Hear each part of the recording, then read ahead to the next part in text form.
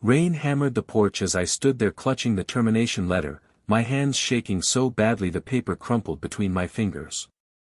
My father's voice cut through the storm like a knife. "You're worthless, Aaron. Get out before I start hating you more than I already do." The door slammed in my face, and the sound echoed like thunder in my chest. I just stood there, water soaking through my jacket, staring at the chipped paint on that door. My shoes sank into the mud as I whispered to no one, "I just lost my job." The porch light flickered once, then went dark, like even it had given up on me. My backpack hung heavy on my shoulder, everything I owned stuffed inside. The neighbors' curtains twitched, people watching but not helping. Some probably thought my father was right. Maybe I was useless. Maybe I deserved this. I turned away from that house, from the only home I'd ever known, and started walking into the storm with nowhere to go. My name is Aaron, and until that morning, I actually believed that if I worked hard enough, kept my head down, and did everything right, love would somehow stay.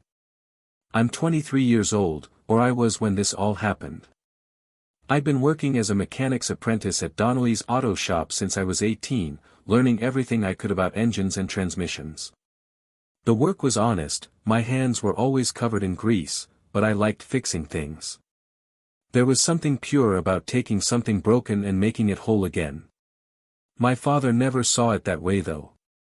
To him, I was just wasting time in a dead-end job, not making enough money, not becoming someone important. He'd been a factory foreman before the plant closed, and bitterness had replaced whatever kindness he once had. My mother died when I was 12, and after that, it felt like he died too, just kept breathing out of habit. The shop where I worked sat on the edge of town, a squat building with oil stains in the parking lot and the constant smell of burning rubber. Old Donnelly, the owner, was a gruff man who rarely smiled but taught me everything about engines. I'd spend 12-hour days there, coming home exhausted but satisfied. The other mechanics were decent enough, though they kept to themselves mostly. I remember this one afternoon, maybe 3 weeks before everything fell apart, when an elderly woman brought in her ancient sedan, smoke pouring from under the hood. She counted out exact change from a coin purse, hands trembling. Donnelly quoted her $800 for the repairs. I saw her face crumble. After he left, I stayed late and fixed it myself, replacing the blown gasket with spare parts. When she came back, I told her Donnelly had given her a discount. She cried and hugged me. Donnelly found out later and screamed at me for an hour about giving away his profit. The morning the layoffs came, the shop felt different. There was this heaviness in the air, like everyone knew something bad was coming but nobody wanted to say it out loud. Donnelly called us all into his cramped office at 9 o'clock. His face looked older than usual, tired lines around his eyes. He didn't waste time with speeches. Just pulled out a list and started reading names. Mine was third. Aaron Fletcher, you're let go effective immediately. My stomach dropped. The other guys wouldn't look at me. I tried to ask why, but Donnelly just shook his head. Economy's tight, kid. Not enough work to go around. He handed me my final check, 3 days' pay, and that was it. 15 minutes later I was standing in the parking lot with a cardboard box of my tools, watching the morning sun glint off broken glass. My father's voice echoed in my head from breakfast that morning, "You better not come home without a paycheck." The walk home took 40 minutes, my feet dragging the whole way. Our house was a small weathered thing at the end of Maple Street, paint peeling, gutters sagging. I stood outside for maybe 10 minutes before going in, trying to figure out how to tell him. The kitchen smelled like burnt coffee and cigarettes. My father sat at the table, newspaper spread out in front of him, not reading it, just staring. I cleared my throat. "Dad, we need to talk."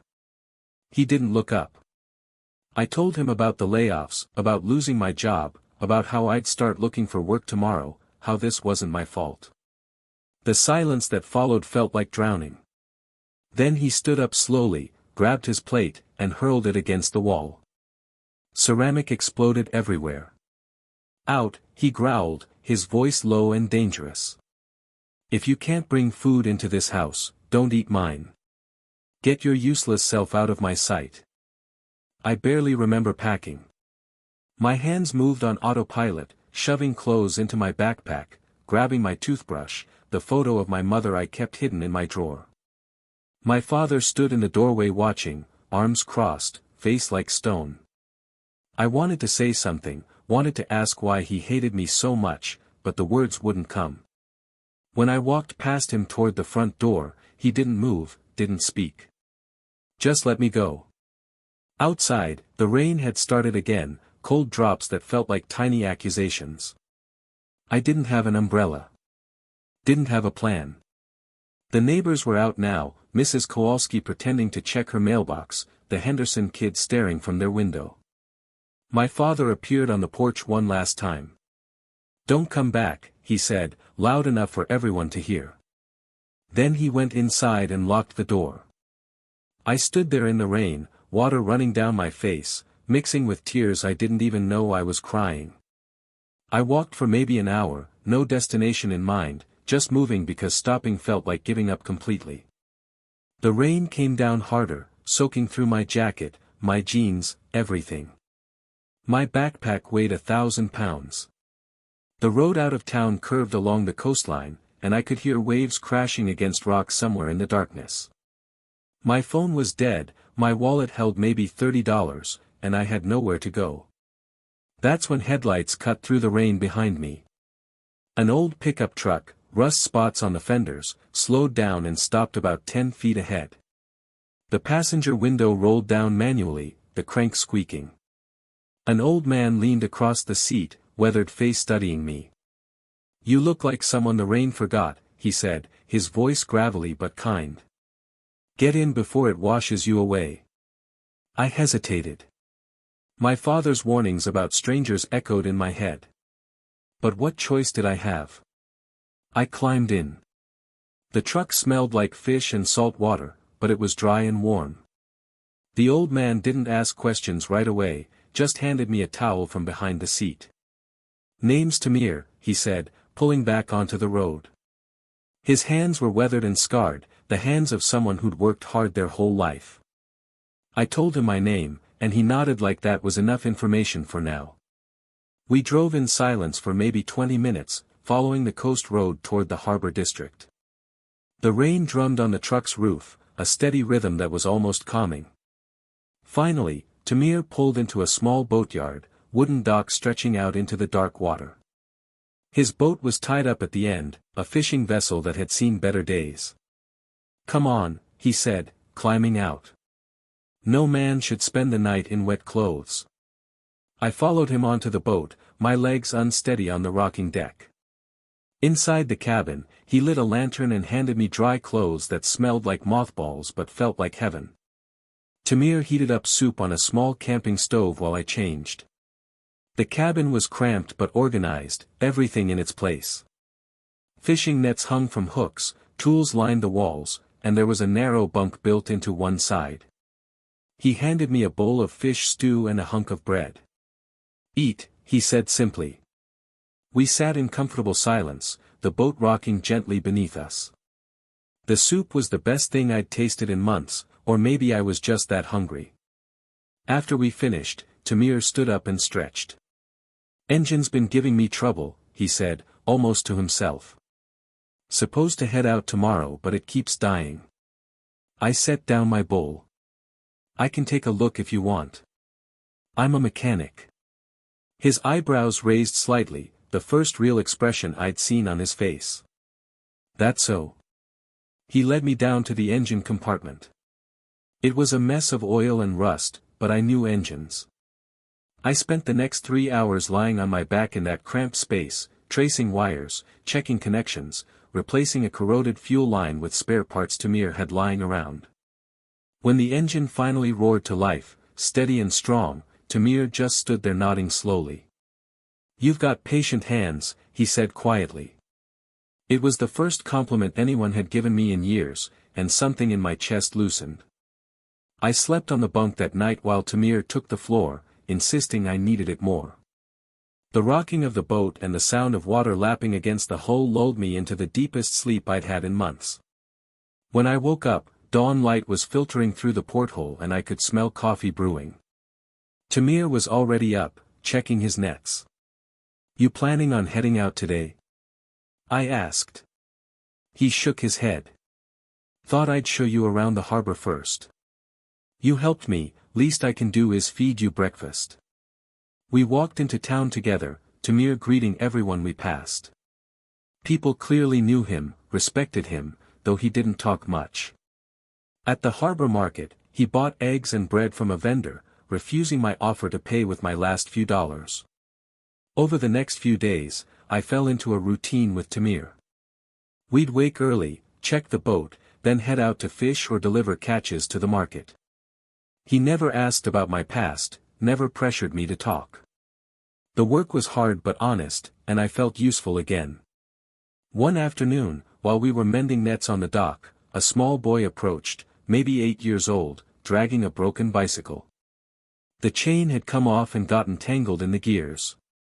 His eyes were red from crying. Without thinking, I set down the net and knelt beside him. "Let me see what I can do." It took maybe 15 minutes to untangle the chain and get it back on properly. The boy's face lit up like sunrise. He rode off without a word, but Tamir watched the whole thing with this strange knowing look on his face. That night, when we got back to the boat, there was a note tucked under the door. In shaky handwriting it said, "Thank you for helping my son. God bless you." But Tamir was strange in other ways too. Some nights, I'd wake up and find him gone, the boat empty except for me. He'd leave these cryptic notes, things like, "Not all nets catch fish," or, "Kindness echoes further than you think." When I asked where he went, he'd just smile and change the subject. The dockworkers gossiped about him. One morning while I was buying coffee, a grizzled fisherman named Burke pulled me aside. "You staying with old Tamir?" he asked, concern in his eyes. I nodded. "Watch yourself, kid. That man's cursed. Lost everything years ago. His family, his business, everything. People say bad luck follows him." I just shrugged. "Then maybe he knows how to start again." Burke shook his head and walked away. But his words stayed with me. What had Tamir lost? Why did he live alone on that boat? Every time I tried to ask, he'd deflect, talk about the weather or the tides instead. 3 weeks into my stay with Tamir, a storm hit the coast without warning. The sky turned black at noon, and wind whipped the harbor into a frenzy. We'd just gotten back from a morning run when the squall rolled in. Other boats scrambled to secure their moorings. Tamir worked quickly, tying down everything loose, but his movements seemed slower than usual, like he was tired. Then someone screamed from the far end of the docks. A small sailboat had broken loose and capsized, and a child was in the water, thrashing and going under. Without thinking, I kicked off my shoes and dove in. The water was freezing, the current trying to drag me out to sea. I grabbed the kid, a girl maybe 10 years old, and fought my way back to the dock. Hands reached down to pull us both up. The girl coughed up water but was breathing. Her parents rushed over, crying and thanking me. But when I looked for Tamir, he was gone. Just vanished into the storm. When the storm cleared that evening, I searched everywhere for Tamir. The boat was empty. His coat hung on a hook by the door, soaked and heavy. In the pocket, my fingers found something. An envelope, sealed with old-fashioned wax, and a brass key that felt warm in my palm. My hands shook as I opened the envelope. The letter was written in careful script. "Aaron, if you're reading this, you've already proven what I needed to know. Not everyone who helps others does it for reward. Not everyone who has nothing still gives. Follow where the gulls sleep. The key will show you the rest." Some men search their whole lives for a successor worthy of their legacy. I found mine in a boy the rain almost washed away. Don't let anyone tell you that kindness is weakness. It's the strongest thing in the world. Old Tamir. I read it 3 times, not understanding. Successor. Legacy. What was he talking about? Where had he gone? The next morning, I went to the harbor master's office, a cramped room that smelled like pipe tobacco. A fat man named Griggs sat behind the desk, reading a newspaper. "Excuse me," I said. "I'm looking for Tamir, the fisherman. Have you seen him?" Griggs looked up, eyes narrowing. "Tamir? That old fool's probably dead in a ditch somewhere." "Why?" I explained about the storm, about him disappearing. Griggs laughed, a harsh sound. "Listen, kid, Tamir's been half crazy for years. Lost his mind along with everything else. If he left you some message about treasure or inheritance, it's just the ravings of a senile old man. Don't waste your time chasing ghosts." Anger flared in my chest. Maybe he left something behind for a reason. Griggs waved dismissively. "Suit yourself. But don't come crying to me when you find nothing but empty promises." I walked out, clutching the key and letter. Everyone kept saying Tamir had lost everything. What exactly had he lost? The letter said, "Follow where the gulls sleep." I spent 2 days watching the gulls, trying to figure out what that meant. They flew everywhere, perched on boats, on roofs, on power lines. Then I noticed something. Every evening at sunset, a huge flock of them would fly inland, toward the cliffs north of town. I started following them. The path led away from the harbor, past abandoned warehouses and overgrown lots. The road became dirt, then gravel, then barely a trail. My legs ached from walking, but I kept going. The gulls led me to a place I'd never been, a stretch of coastline where old industrial buildings sat empty and rusting. At the edge of the cliff, I found it. A tall chain-link fence, mostly hidden by overgrown bushes. Behind it, I could see the shapes of old buildings, boat hulls, and machinery. A sign on the fence read, "Private property, no trespassing." But set into the fence was a small gate, and on that gate was a lock, old and weathered. My hands trembling, I pulled out the brass key. The key fit perfectly. The gate groaned open, hinges protesting from years of disuse. I stepped through, my heart pounding so hard I could hear it. The shipyard spread out before me, bigger than I'd imagined. There were 3 large buildings, their walls weathered but still standing. Boats in various states of repair sat in dry dock. Rusted equipment lay scattered around, but underneath the neglect, I could see the bones of something once magnificent. This had been a real operation, a place where ships were built and dreams were launched. I walked slowly through it all, afraid to disturb the ghosts. Then I saw the main workshop. The door was unlocked. Inside, dust motes danced in shafts of light from broken windows.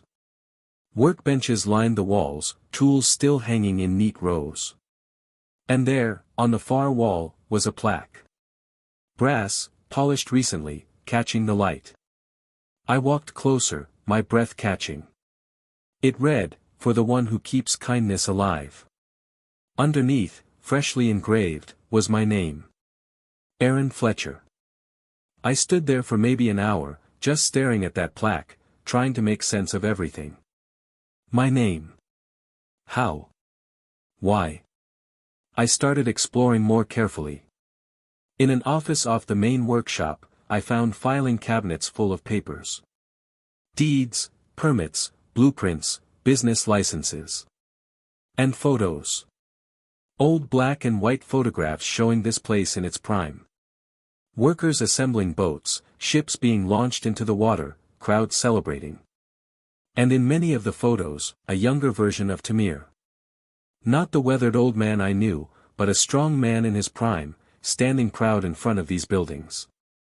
A sign in one photo read, "Tamir Maritime Works, founded 1962. I found newspaper clippings too, yellowed with age. Articles about how Tamir Maritime had been the largest employer in the region. How Tamir himself had been a pillar of the community. And then, darker headlines. Maritime owner gives away fortune. Tamir bankrupts business helping poor. Family disowns shipyard owner. I sat on the dusty floor, reading through it all, piecing together the truth. The story the newspapers told was tragic. 20 years ago, a famine had hit the fishing communities up and down the coast. Tamir, already wealthy from his shipbuilding business, had used his fortune to help. He'd given away boats, forgiven debts, used his own money to buy food for struggling families. His own family, his brothers and cousins who'd helped run the business, had been furious. They'd called him a fool, said he was destroying everything they'd built. When he wouldn't stop, they'd forced him out of his own company, taken control, and eventually run it into the ground through their greed. Tamir had been left with nothing but this old shipyard, which they'd considered worthless. He'd lived here for years, alone, until eventually moving onto his boat. But according to documents I found, he'd spent the last decade slowly rebuilding this place in secret, using money he'd saved penny by penny. And he'd been searching. The newest document was dated just 2 months ago. A will, legally filed and notarized. It left everything to the one who proves themselves worthy through deeds, not words. A knock on the doorframe made me jump. A thin man in a suit stood there, briefcase in hand, looking uncomfortable in the dusty workshop. "Aaron Fletcher?" he asked. I nodded, standing up quickly. "My name is Wallace Kemp. I'm an attorney. Tamir hired me 6 months ago to handle his affairs." My mouth went dry. Is Tamir dead?" Kemp's expression softened. "No. But he's very ill. Lung cancer, advanced. He's in a hospice facility in Portland. He asked me to come here today if you found this place." He set his briefcase on a workbench and opened it. Mr. Tamir left very specific instructions. "Everything you see here, the shipyard, the land, all the equipment and assets, it's yours. He's transferring full ownership to you. The papers just need your signature." I couldn't breathe. "Why me? I barely know him." Kemp smiled slightly. "He told me you'd say that.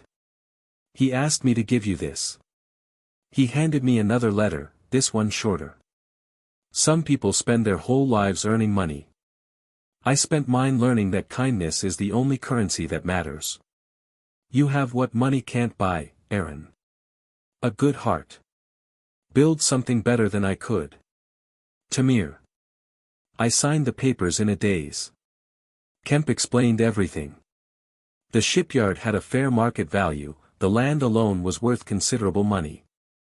But Tamir's instructions were clear. I couldn't sell it for at least 5 years. His hope was that I'd rebuild it, use it to help others the way he once had. After Kemp left, I walked through the shipyard again, seeing it differently now. Not as ruins, but as possibility.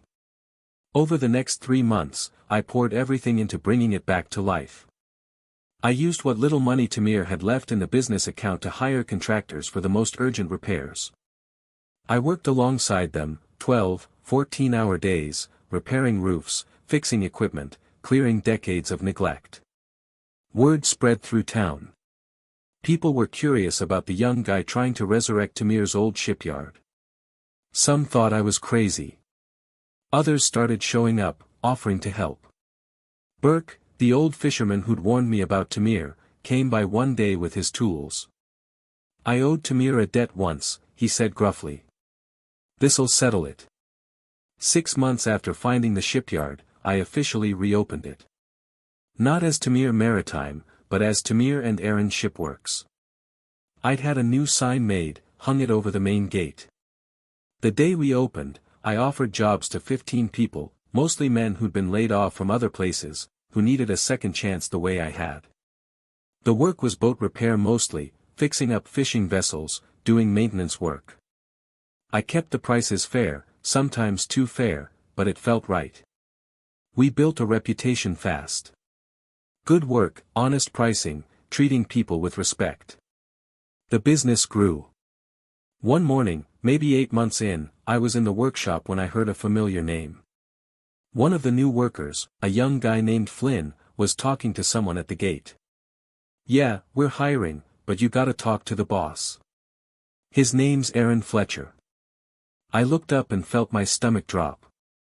Standing at the gate, looking older and smaller than I remembered, was my father. Our eyes met across the yard. He didn't say anything, just stood there holding his hat. I walked over slowly, my heart pounding. Up close, my father looked terrible. Thinner, grayer, defeated. The pride that had always hardened his face was gone. "Are you hiring?" he asked quietly, not meeting my eyes. The question hung between us. I thought about that rainy night, the door slamming, his voice telling me I was worthless. Part of me wanted to turn him away, let him feel what I'd felt. But then I thought about Tamir, about the second chance he'd given me, about kindness echoing forward. "There's always room for good hands," I said finally. "You know how to do repair work?" My father nodded. "Factory maintenance for 30 years before they closed." I showed him around, introduced him to the crew, put him to work with Burke who needed help on a restoration project. My father worked without complaint, kept his head down, did exactly what he was told. At the end of that first day, as everyone was leaving, he approached me hesitantly. "Thank you," he said, the words clearly difficult. "I don't deserve this." I didn't disagree. 3 weeks later, I drove to the old house on Maple Street. It looked worse than I remembered, the roof sagging dangerously, gutters about to fall off. My father was still renting it, still living there alone. I'd hired a crew without telling him, and we spent the whole day fixing everything. New shingles on the roof, repaired gutters, fresh paint on the porch. My father came home from work just as we were finishing up. He stopped on the sidewalk, staring at his house. "What, how did you afford this?" he asked, confusion and something else in his voice. I wiped my hands on my jeans. "A man once gave me shelter when I had none. I'm just passing it on." My father's face crumbled. Right there on the street, this man who'd never shown emotion, who'd thrown me out in the rain, started crying. "I was wrong," he choked out. "About everything. About you. I was so angry at the world, and I took it all out on you. You're not worthless. You never were." I didn't know what to say. Some wounds don't heal with apologies. These days, I wake up early and drive to the shipyard as the sun rises over the water. The sound of tools and laughter fills the air. We've got 23 people working here now, and we're training apprentices, giving kids the chances I almost never got. My father works here too, still quiet, still trying to earn back what he threw away. We're not close, maybe we never will be, but we're learning. Tamir died 4 months after I took over the shipyard. I visited him once before the end, held his weathered hand while machines beeped around us. "You did good, boy," he whispered. "Better than I hoped." I told him I'd never forget what he did for me. He smiled. "Don't remember me. Just pass it on." Last week, a kid showed up at the gate, soaking wet from rain, nowhere to go. He'd just lost his job and his family had kicked him out. I gave him dry clothes, hot food, and a bunk in the workshop. Because that's what you do. Kindness isn't wasted. It just waits, echoes forward, finds its way back when you least expect it. Sometimes the door that closes isn't an ending. It's just showing you which one to walk through next.